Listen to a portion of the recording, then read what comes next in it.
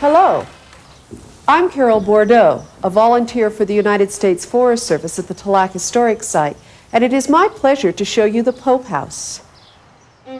In order to help you place the house in a historic context, let me tell you where it fits into the time frame of history. Lucky Baldwin had a posh resort and hotel complex adjacent to this property to the west. He was always building and enlarging the complex and was in need of money for his building schemes. In 1894, when he wanted to build onto the resort, he decided to sell a portion of his land on the lake in order to finance a building project. He found George Tallac, one of the founders of the Crocker Bank, who built the first 1,000 square feet of this house for a summer cabin for his family. His cabin was basically 2 rooms with large porches and a detached kitchen wing.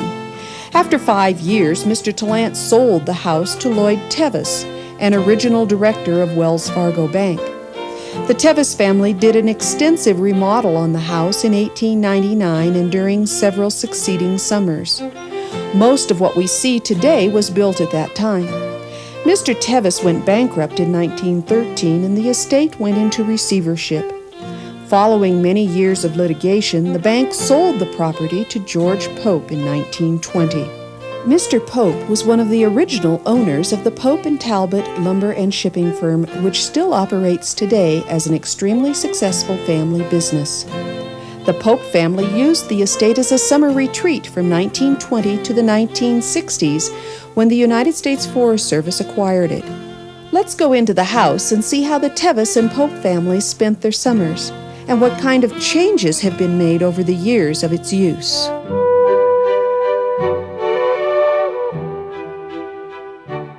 The room in which we are standing is the main entry hall. It is part of the original Tallac house, but the Tevis remodel changed it dramatically. The Tevises were very interested in impressing their guests and creating a look of Victorian opulence.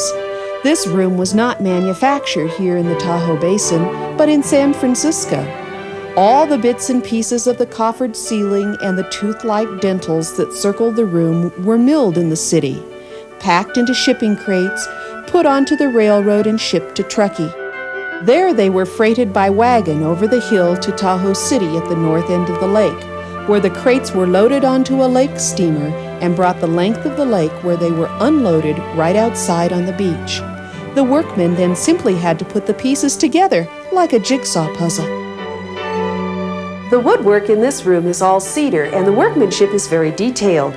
The doors were made so that they were cedar on this side, but on the other side they are redwood to match the woodwork in the next room.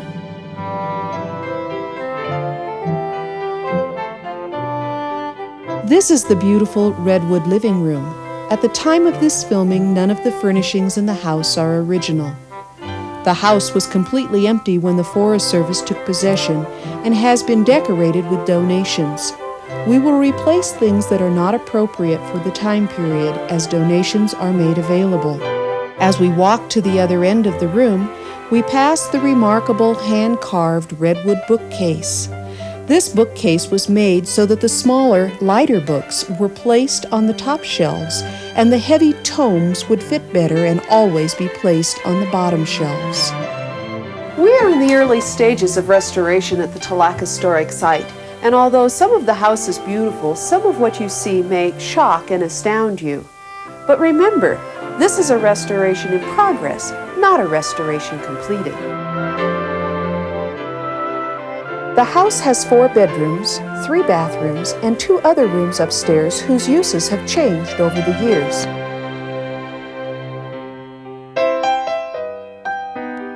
This room was originally built and used by Mr. Tevis as an office with blue denim wall coverings.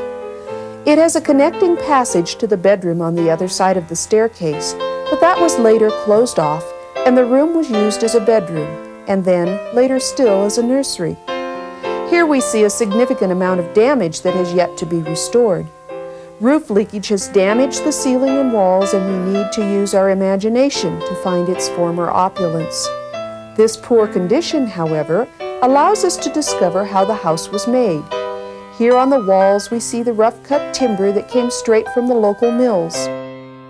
This horizontal construction was typical of building methods of the day and helped to maintain the structural integrity of the house in spite of foundation and roof problems. Across the hall and to the west is one of the 3 bathrooms on this floor. As you can see, we are in the process of restoration as we are filming. The paint on the wainscoting is being removed, and the original redwood is again seeing the light of day. We have worked our way around the room to the east wall, where we find an example of architectural archaeology. All of a sudden, we have not redwood panels, but pine. What is this space? A door? A closet? We will do more investigating to discover the answer. Electricity was provided to the house by a generator powered by water from Fallen Leaf Lake, which also supplied water for indoor plumbing.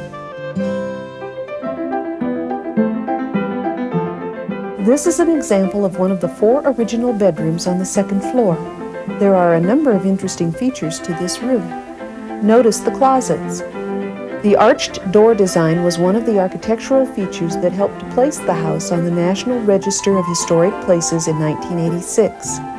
In the closets, which had no doors but were covered by curtains, there are only hooks and shelves, no closet rods on which to hang hangers. But remember, these were very wealthy people, and they had maids to iron any clothes that were simply too wrinkled to wear. Here in this room we see a pattern of imported French linen wall covering. Each room that was not wood-paneled had a different pattern of fabric on the walls. Over the rough walls of wood was tacked an insulation layer of gray felt paper. Over that was stretched a lightweight gauze called scrim, and then the imported French linen.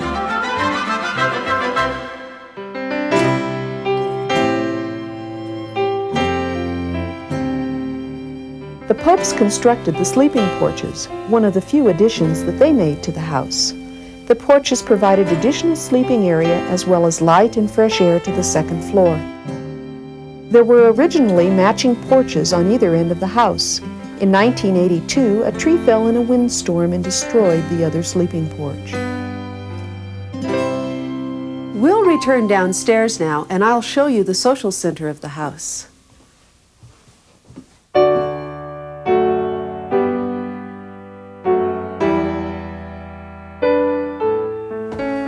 In the dining room on the east side of the house, we find the room that will be the first to be restored to its original conditions and furnishings. It currently bears little resemblance to the original room. When the tree fell in 1982 and destroyed the sleeping porch, it also damaged the walls of this room and exposed it to the elements. The original French linen wall covering was so damaged that it was removed and the pink wallpaper was put in so that the room could be shown to the public. Recently, a member of the Pope family has begun the process of replacing the original French linen pattern and obtaining the original furniture. During the time the Tevis family used the house, very formal dinners were served to adult family members and guests at 2 o'clock each afternoon. It was the only time of the day this room was used. Later, the Popes were somewhat less formal.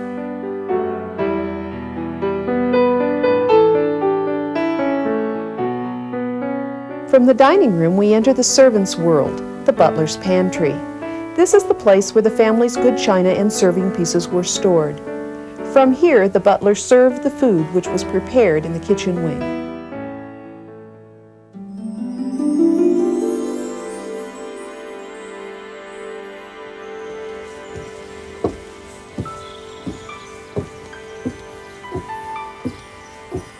As we exit the butler's pantry, we cross the unusual covered walkway which was built to connect the kitchen wing with the house. It was built by Mr. Tallac. This walkway, with its graceful curve, is one of the most interesting and photographed places on the site. It is one of the architecturally unique features which helped to put the house on the National Register of Historic Places. This detached kitchen wing was separated to keep the cooking smells and heat, as well as the danger of fire, away from the main house. Here we find two rooms, the main kitchen and the servants' dining room.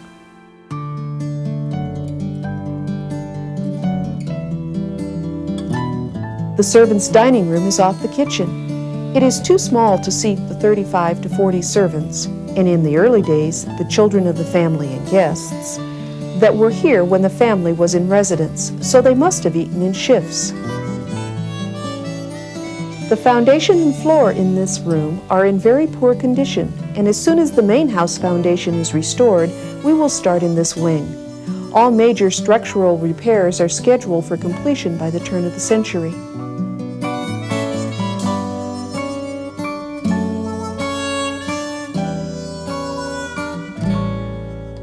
The kitchen is perhaps the most original room on the estate, with its wood-burning stove, huge copper sink, and icebox. The wood burned in the stove was stored in this wood box, and an entire box was necessary to keep the stove in action all day. It produced a great amount of heat, which was encouraged to escape through a transom at the top of this shaft. The size of the copper sink seems to indicate that it was manufactured to accommodate the needs of a large family and a host of servants. The icebox was kept cool by huge blocks of ice which were cut each winter from the surrounding lakes and stored in the ice house packed in straw. The blocks were cut to fit the upper spaces, and the cooled air filtered through the food storage compartments. The icebox was refrigerated as soon as possible and works just fine today. The Forest Service uses it to store baby trees. Remember, these properties are managed by the United States Forest Service. This concludes our Pope House tour. The guest cottages toward the lake, the servants' quarters around the courtyard, and the utility buildings to the east and the west have all been made available for viewing. Most have been made accessible. If you have any questions, please feel free to ask any Forest Service personnel or any volunteers that you may meet around the site. We hope you've enjoyed your time at the Tallac Historic Site.